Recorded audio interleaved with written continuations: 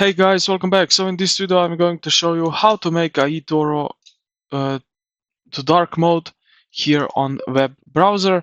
So let's get straight into it. Now I assume that you are already logged in. So what you need to do next is go under the settings. You will see them here on the left menu, left hand sidebar.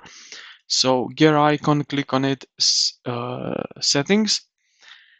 Now you will find here, and right here under the settings you will select here display, or probably you have something connected with interface tab or something else. So if you click on that, the first thing it will be themes, so light, dark and system.